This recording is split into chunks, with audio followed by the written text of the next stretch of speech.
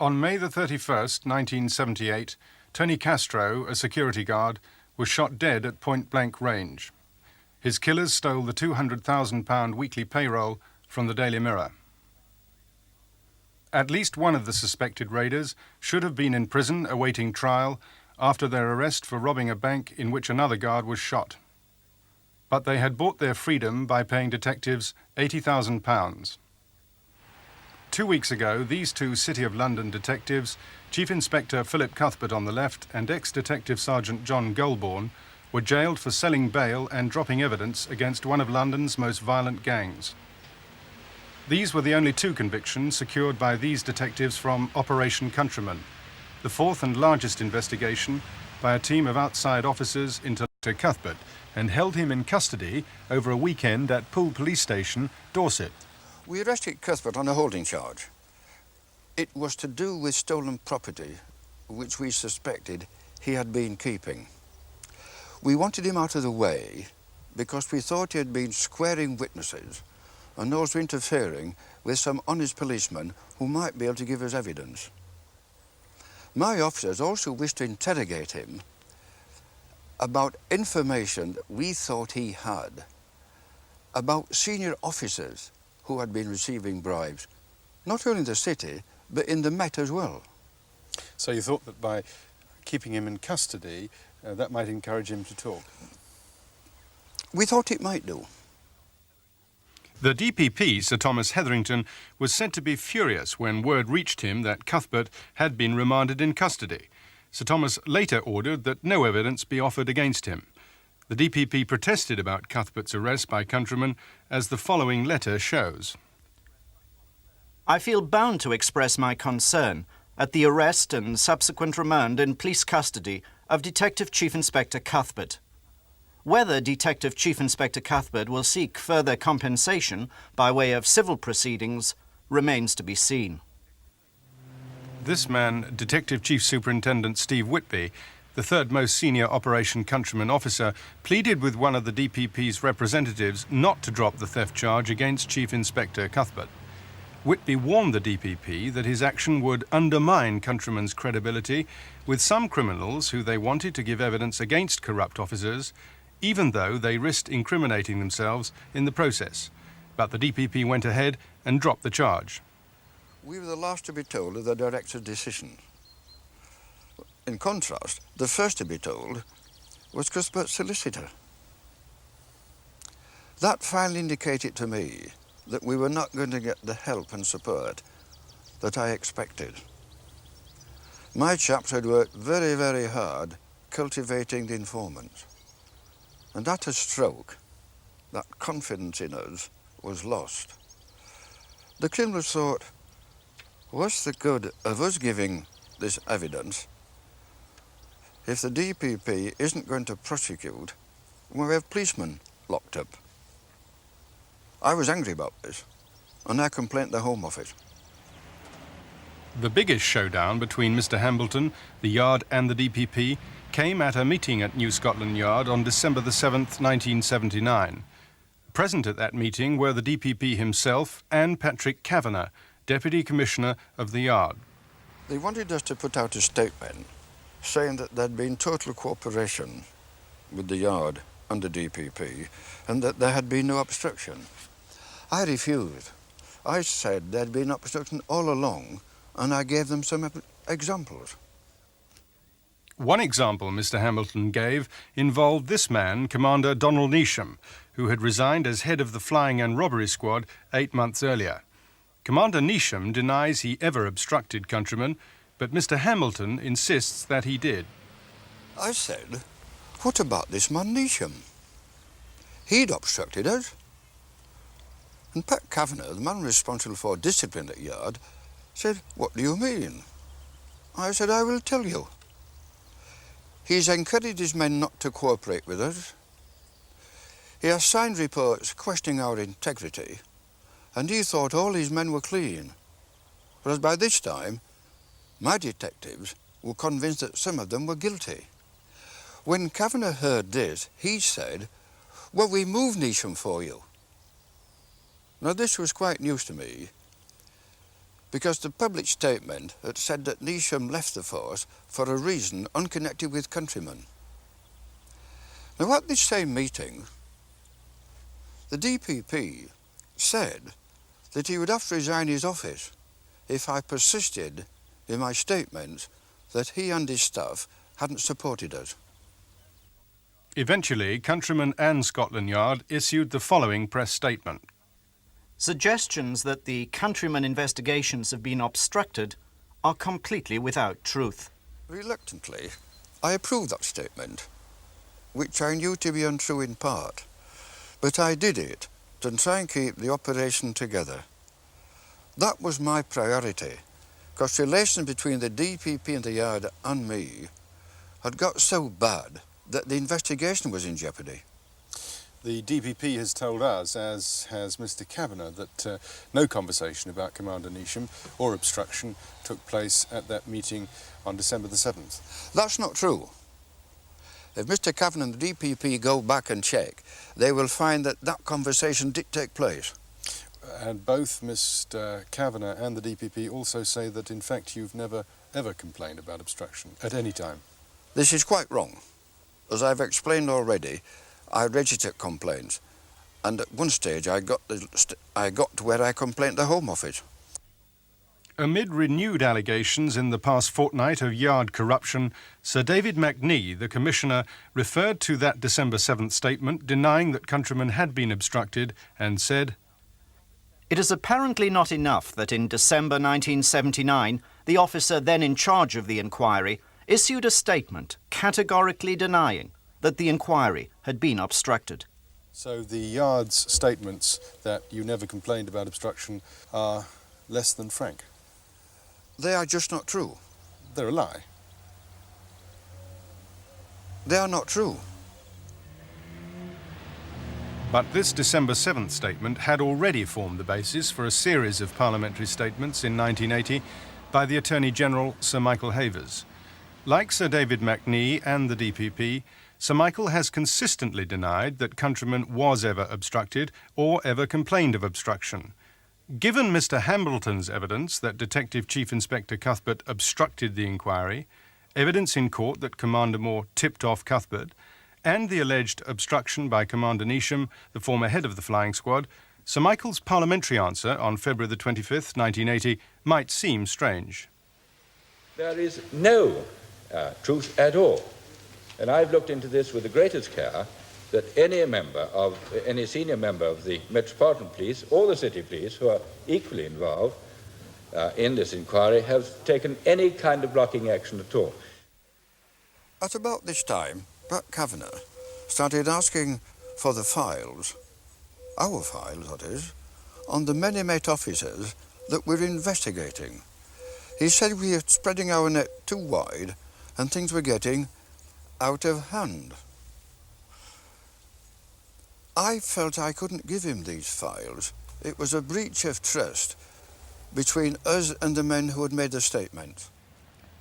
Countryman officers feared that if confidential information given by witnesses fell into the Yard's hands, it might reach corrupt officers who would take revenge, intimidate witnesses, and destroy vital evidence. In order to build up the confidence of the informants, we had said right from the very start that we would respect their confidence and that we would keep what they told us within the confines of the Countryman inquiry. None of the informants wanted what they told us to be handed to the Yard. So you objected to Mr Kavanagh having your files. What did he say to you? Well, we had a bit of a row and he referred it to the Director of Public Prosecutions. There was something in the nature of a test case. It was about an informant called Davis. He was a man who had established a link with half a dozen or so Metropolitan officers by entertaining them in the hope of receiving their favours. But he had told my officers he would only give information if we kept it to ourselves and didn't pass it on to the Yard. And this was reinforced by a letter from his solicitor to me, confirming this decision that we must investigate this case and no one else. But the DPP ruled in favour of the Yard. His office wrote to Countryman, The director considers that the commissioner is entitled to call for the papers relating to the complaints made by Mr. Davies and the papers in any similar cases. The DPP ruled against us, and we then had to hand over to the yard any new cases that came to our notice. The effect of the director's decision was disastrous. We were relying on the informants trusting us. We gave them our promise that what they told us we would deal with. And when we got this ruling, the criminals clamped up, because the whole thing, the whole success operation, depended on the independence of the operation from Scotland Yard. In March 1980, Scotland Yard took direct operational control of the inquiry into its own metropolitan officers. Arthur Hambleton retired, and his right-hand man, Leonard Burt, the Assistant Chief Constable of Dorset, returned home. He was replaced by a serving Scotland Yard officer. Hambleton's job also went to a former yard man, Sir Peter Matthews, Chief Constable of Surrey. 4 Countryman detectives from Northamptonshire resigned in protest from the inquiry when Scotland Yard told Sir Peter to concentrate his inquiries on the city alone and not the yard. By the time the yard took over, 90 officers had been seconded to Countryman from 13 provincial forces to investigate the ever-lengthening list of corruption allegations. Sir Peter ordered all but a handful of the detectives to return home, 10 of them from Devon and Cornwall, whose chief constable was John Alderson. When Scotland Yard and Sir Peter Matthews took over the inquiry, the first intimation I had that it was going to be wound down was a fairly bland letter telling me that my officers, 10 of them, were being returned to the force. I was somewhat perturbed about this and suspected that the whole operation was becoming, to some extent, embarrassing, and I replied to the effect that I thought that political reasons were behind the winding down of the exercise. What did you mean by political reasons? By political reasons, one means that the Home Office, of course, responsible for the administration of the Metropolitan Police, were finding, I think, that the whole inquiry was reaching such dimensions that it became embarrassing. And I knew the Home Secretary and a previous Minister of State, Lord Harris, had said that Countryman was probably getting into channels that it was never intended to do, that is, deep into the Metropolitan Police, and that it was unlikely there would ever be another Countryman exercise, at least like that. You met William Whitelaw, did you? Mm-hmm. Yes, I met the Home Secretary, not for this particular reason, but for another reason. We were talking generally. And his feeling was that Countryman hadn't been a success, or it wasn't doing what it was supposed to have done. I got the impression that Countryman was not pleasing the Home Office at that time. But why exactly? I think they were not pleasing the Home Office because the inquiry was widening and it was becoming so much more serious than ever anybody contemplated in the first place. Countryman was there to inquire into 2 crimes, really, 2 big robberies. But within weeks, the flood of information was of such a proportion that many chief constables in the provinces were having to send more and more reinforcements to help to keep this operation going, and it was becoming something of a scandal.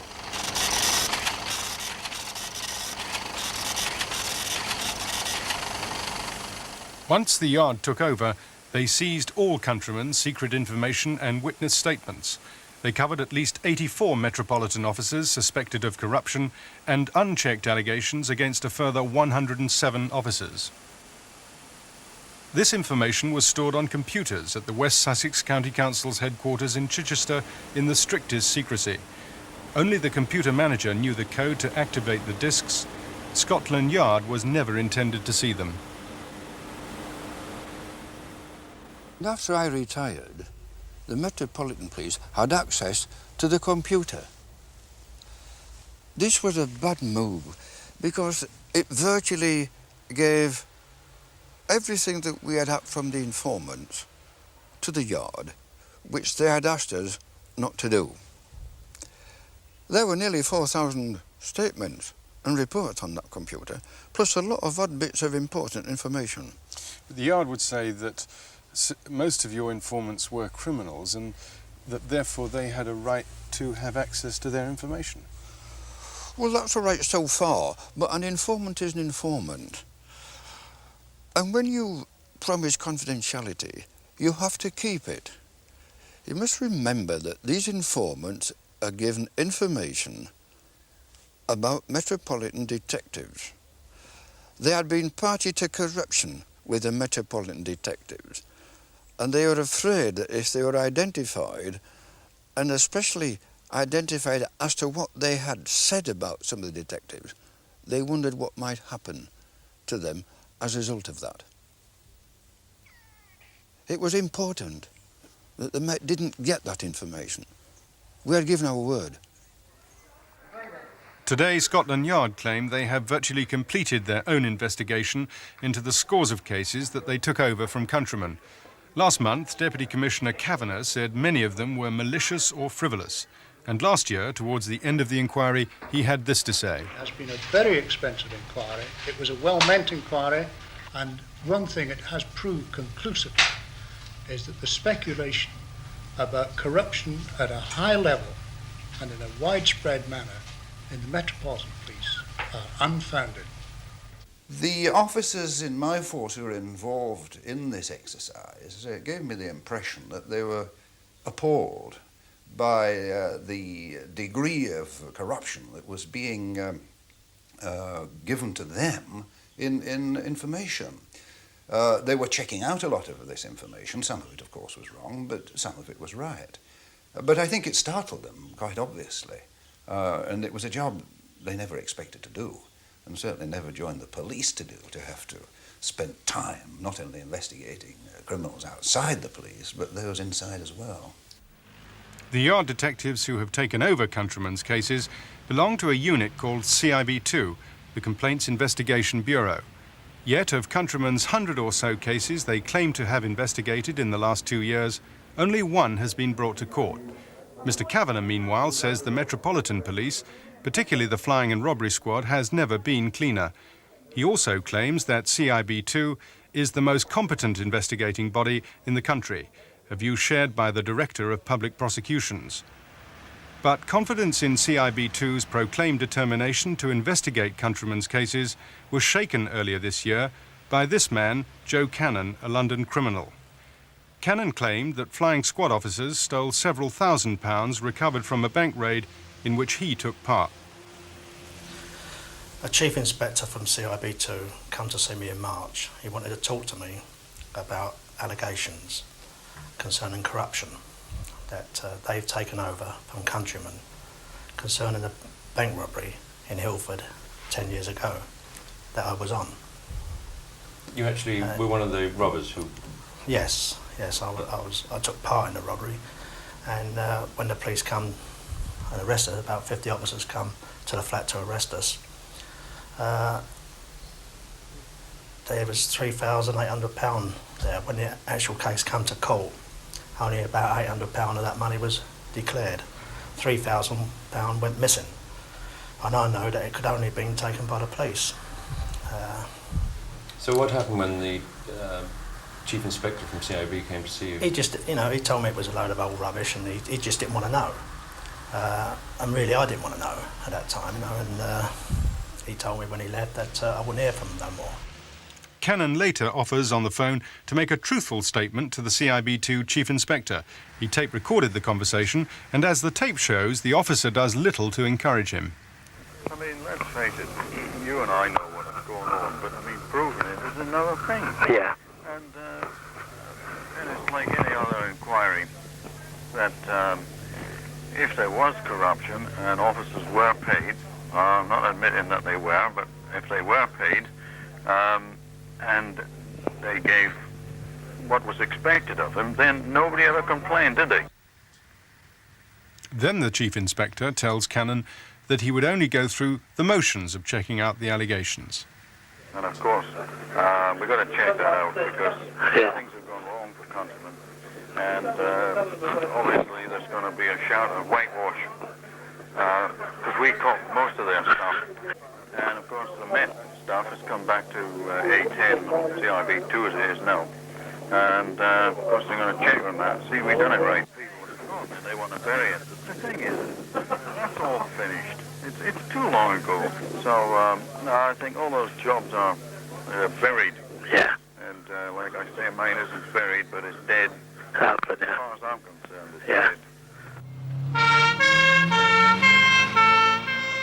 Countryman detectives do not accept the Yard's claim to have thoroughly investigated all their allegations, particularly about the flying and robbery squad. At his Old Bailey trial, Detective Chief Inspector Cuthbert talked of the extent of past corruption in the Yard.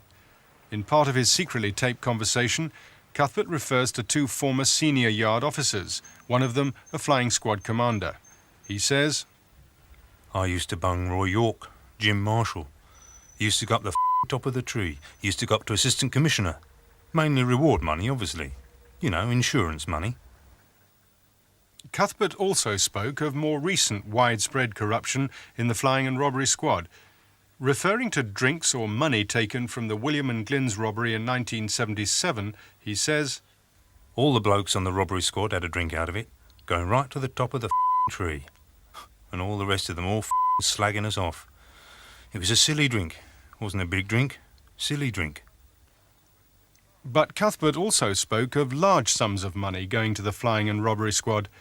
When three of the William and Glyn's raiders were arrested, he said, "You go and look at the robbery squad that had a drink. Big drinks came in the robbery squad when they nicked Roberts. We're talking about the robbery squad. We're talking about Roberts. When White got nicked. When Wright got nicked."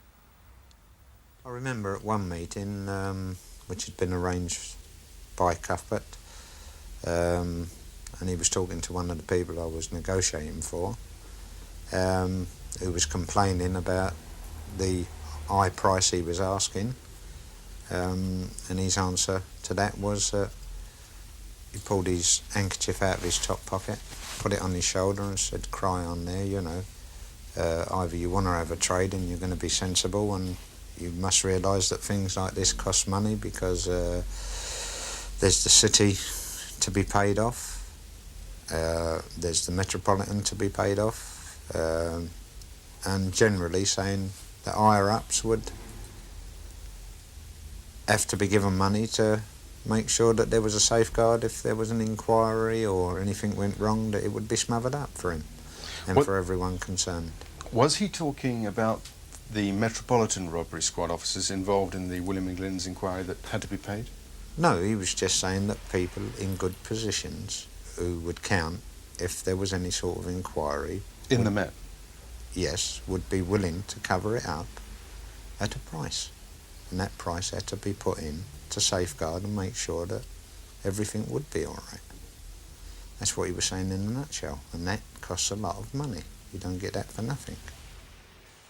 If Cuthbert's evidence is right, when he said at the Old Bailey that all members of the robbery squad had had money out of Williams and Glyn's job, then that more than justifies our fears and our apprehensions about the Met when we started off Operation Countryman.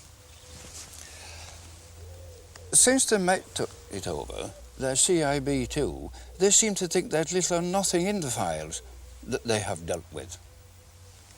I have seen it reported that Mr. Kavanagh has said that the cases that we handed over were malicious, frivolous, and so on. And this makes me very angry. It may make you very angry, but Mr. Kavanagh insists that there is no widespread or deep-seated corruption in Scotland Yard. Do you think he's got it wrong? Well, the evidence that my chaps provided me with indicate to me that there's a lot of corruption in the robbery and in the flying squad. Mr. Alderson, you're a former Deputy Assistant Commissioner in the Yard. What's your impression of the extent of corruption these days? I'm sorry to say that my impression of the extent of corruption these days is that in spite of all the tremendous work that Robert Mark did, it's more institutionalised than it was. What exactly do you mean by institutionalised? By institutionalised, I mean formerly it was in pockets here and there, but I think there are now certain sections of the CID, certain cohorts, if you like, where it's accepted, where the investigations in the past have failed or been frustrated. And I think it's just become, for some of them, a way of life. But is that degree of corruption that you suggest does now exist in the Met, is that degree of corruption able to flourish without the knowledge or even the assistance of senior officers in the Yard? Indeed, it cannot flourish without the knowledge and probably assistance of senior officers up to a certain level. What? I'm not speaking about the very senior officers in the yard. I'm speaking about the senior operational officers. We invited Sir David McNee, the Commissioner of the Metropolitan Police, his deputy Mr Patrick Kavanagh, Sir Thomas Hetherington, the Director of Public Prosecutions, to take part in this programme. They all declined. But 10 days ago, the Prime Minister had this to say, replying to renewed demands for an inquiry into Scotland Yard corruption. I, Mr Speaker, am very concerned indeed that everyone is hitting out at the police at the moment, and would indeed point out that some 6 police officers have lost their lives in England and Wales this year in carrying out their duties. I bow the knee to no one in my loyalty to the police service. If the morale of the police service depends on failing to reveal things that ought to be revealed in connection with misbehaviour and malpractice, then I want no part of it. Nobody needs to remind me of the gallantry, integrity and efficiency of a high proportion of the police service. But that cannot be used to offset the damage to the reputation of the service done by people who misbehave. It is not the people who draw attention to misbehaviour who are being disloyal and undermining the morale. It is the people who are misbehaving themselves. Well, my first loyalty is to the public of England. And I haven't spoken up before, because until the Cuthbert trial was over, I wasn't free to speak. But now I think it should be brought to the notice of this very, very serious problem that has been, and probably still is, in the Metropolitan Police. My duty is the public of England and not the Metropolitan Police. I owe it to all the people and to all the good coppers of this country, the majority of whom are honest and upright, to bring this to notice, particularly to the politicians.